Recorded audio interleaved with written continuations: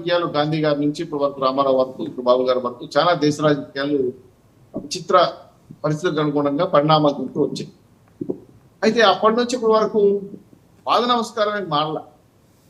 అయితే బాబు గారు ఈరోజు దాన్ని శ్రీకారం చుట్టారు అంటే ఒకటి ఆనందపడాలి, రెండు వ్యక్తి పూజని ఇక్కడ నుంచే తీసివేయాలని ఆలోచన రావడం మంచి సాంప్రదాయం, దాన్ని మనం నిజంగా స్వాగతించాలి. అయితే రాజకీయ నాయకులకి కాళ్ళదండాలు, సూట్ కేసులు మోయడాలు, పక్కల పడవడాలు అనేది అలవాటు అయిపోయింది భారత రాజకీయం. ఒక రకంగా చెప్పాలంటే 30 రోజుల్లో మార్పు రాలేదా? బాలకోట గారికి ఎమ్మెల్సీ ఎందుకే లేదు, శ్రీనివాస్ చౌదరి గారు పార్టీకి అనుగుణంగా కష్టపడి 20 ఏళ్ళుగా మీడియాలో యుద్ధం చేస్తారు, ఆయన పదవి రాలేదా? మహేష్ గారికి ఇంకా మంత్రి పదవి ఇవ్వలేదా? లక్ష్మీనారాయణ గారికి ఎమ్మెల్సీ ఇవ్వలేదా? ఇట్లా మాడుకుంటా పోతే వాస్తవక దగ్గరగా ఉన్నామా లేదా అంటే మనం మీరు అన్నట్టు మళ్ళీ ఎన్నికల పాద నమస్కారాలు, సుట్కేసాలు మీడాలు అవన్నీ చేసేవాడు కొంతమంది ఉన్నారు. దానికి ఏదో మంచి పదం కూడా పెట్టారు, కోటరీ అని, భజన బృందం అని, అలా కొంతమంది ఉన్నారు. వాళ్ళకి వస్తుంటాయి, ఎందుకంటే ఇచ్చేసేది వాళ్ళే. ఆహా మహేష్, ఓహో లక్ష్మీనారాయణ, ఓహో బాలకోట ఆయన, భజన బృందాలు పెద్ద ఉన్నాయి, అవి చేస్తారు వాస్తవం. కాకపోతే ఇప్పుడు బాబు గారు ఇచ్చిన మంచి సంస్కృతిని స్వాగతిద్దాం. కాళ్ళ నమస్కారాలు పెట్టు, నా చుట్టూ తిరిగితే పదవులు రావయ్యా, పదవుల కోసం పనిచేయండి, అమ్మా నాన్నకు గౌరవప్రదమైన స్థానం, నిజంగానే వాళ్ళకి పాద నమస్కారాలు చేయండి. భగవంతుడు ఈ రోజు ప్రపంచానికి చల్లని చూపుని ఇస్తూ అందరినీ కాపాడుతున్న వెంకటేశ్వర స్వామి లాంటి పెద్దవాళ్ళు సాష్టాంగ నమస్కారం, పులదండాలు చేయండి, తప్పలేదు. ఎందుకంటే దేవుడు తల్లిదండ్రులు అనేది ప్రధానంగా, తర్వాత గురువు కూడా నమస్కారం చేయమని చెప్పి పెద్దలు అన్నారు.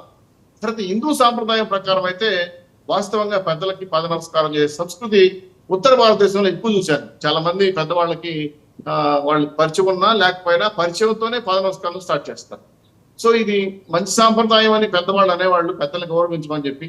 సో ఇది కాలక్రమేణా ఏమైందంటే వ్యక్తిగత పూజ అయిపోయి, వ్యక్తి పూజ అయిపోయి. ఇదంతా ఓకే కానీ సార్ శ్రీనివాస్ చౌదరి గారు, నిన్న చాలా అకస్మాత్తుగా చంద్రబాబు గారు ఆ మాట అంటానికి గల కారణం ఏంటి అంటే, పార్టీలో ఈ తరహా ధోరణి పెరగటాన్ని ఆయన గమనిస్తున్నారు చాలా కాలంగా, దానికి చెక్ పెట్టాలనుకున్నారనేది నాబోటి అంటే లిటిల్ అండర్స్టాండింగ్, లిటిల్ విజ్డమ్ ఉన్న వాళ్ళకి అర్థమైన విషయం.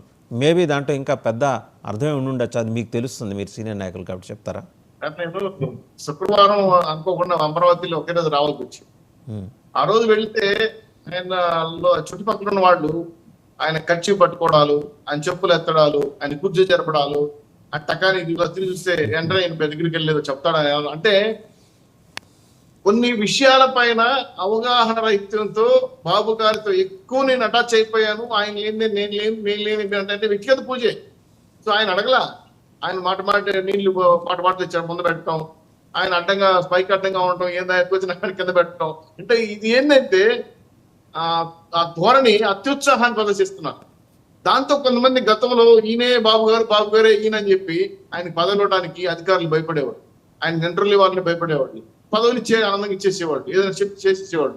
సో పక్కన నిలబడి ఫోటో తీసుకున్నంత మాత్రాన అధికారుల యంత్రాంగం అంతా కూడా భయభ్రాంతులకు గురి చేసే విధంగా కొంతమంది వ్యక్తులు, ఒక వ్యక్తి పేరు నేను చెప్పదలుచుకోలేదు కానీ తిరుపతిలో ఒక ఆయన ఉన్నాడు, ఆయన అందరితో ఫోటోలు దిగుతాడు, కొన్ని మీడియా సంస్థలు మాట్లాడతాడు. ఈ మధ్య తిరుమల దర్శనాలకి ఒక లెటర్ పెట్టించాడు, ఆయన ఏదో ఫోన్ పే ద్వారా డబ్బులు వేసారంట. ఆ చివరికి ఆ దర్శనం ఆయన కల కాలే, ఆయన హైదరాబాద్ లో కూర్చొని కాల్ చేస్తున్నాడు, పార్టీ ఆఫీస్కి ఫోన్ చేస్తున్నాడు, ఏమైనా మీ నాయకుడు అంట వాళ్ళంతా ఫోటోలు ఉన్నాయి ఏంటంటే, ఆయన చివర ఎవరైనా వ్యక్తి ఎదిగితే ఆయన పార్టీ సభ్యత్వం కూడా లేదే, ఎవరితోనో ఫోటోలు దిగాడు, డబ్బులు తీసుకున్నాడు, ఆయన అకౌంట్ లో పడింది, ఫోన్ పేలో పడిపోయింది, దర్శనం ఇప్పిస్తారని చెప్పాడు, తీసేసాడు, స్విచ్ ఆఫ్ చేసి. ఇలాంటి కోటరీలో ఉండే కొంతమంది వ్యక్తులు ఇట్లాంటి వారికి ప్రోత్సహిస్తున్నారు. మీరు గతంలో నేను చంద్రబాబు డిబేట్ కూడా చేశాం సార్, పాద నమస్కారానికి ఒక రేటు, ఎంట్రీకి ఒక రేటు, స్పెషల్ ఎంట్రీకి ఒక రేటు, అలాగే పర్సనల్ ఇంటరాక్ట్ ఒక రేటు అని గతంలో జరిగేది. లఘు దర్శనం, మహాలఘు దర్శనం, దీర్ఘ దర్శనం అని ఉన్నాయి, ఇదివరకు ఉండేవి మీ పార్టీలో, ఇప్పుడు నేను భగవంతుడితో పోల్చలేక ఇలా చెప్పాను.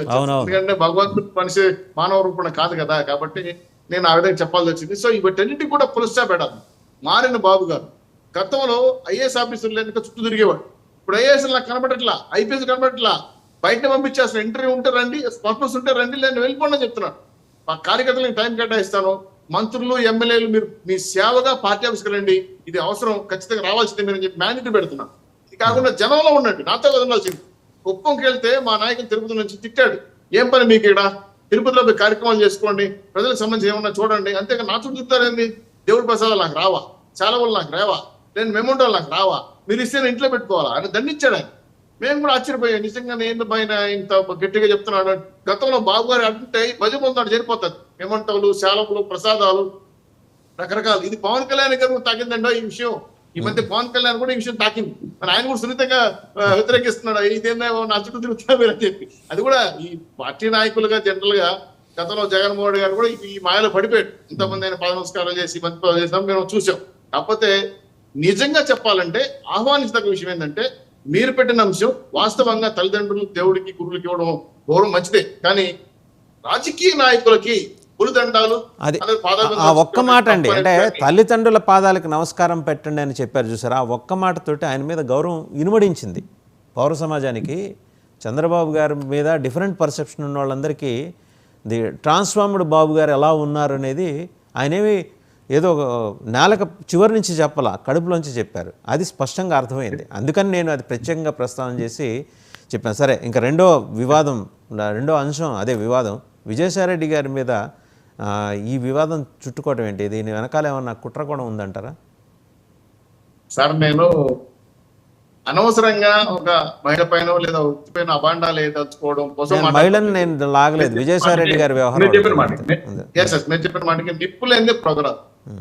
తన భర్తే ఎవరో కాదు, తన భర్తే నా భార్యకి గర్భధారణ కారకులైన ఏఎన్ బిఎన్ పేర్లు చెప్తా కంప్లైంట్ ఇస్తే విజయసాయిరెడ్డి గారు లేదంటే లోకల్ గా లీగల్ ఆథరైజ్ లో ఉన్న రెడ్డి ఆయన కావచ్చు చెప్పితే, ముసలోడే కానీ మహానుభావుడే అని ఎక్కువ డేటింగ్లు చదివాను.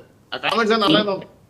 సో ఈ వయసులో ఆ చిన్న వయసులో ఉన్న ఐఏఎస్ ఆఫీసరు ఆవిడ నిజంగా చేసిందా లేదా ఆమెకి డిఎన్ఏ టెస్ట్ చేసి దీనిపైన వెనకాల ఎవరు దీన్ని శంకుస్థాపన చేసింది, ఎవరు భూ పూజ చేసిందని చెప్పిన అవగాహన తీసుకొస్తారా అనే అంశమైన కరెక్ట్ కాదు. నాకు తెలిసి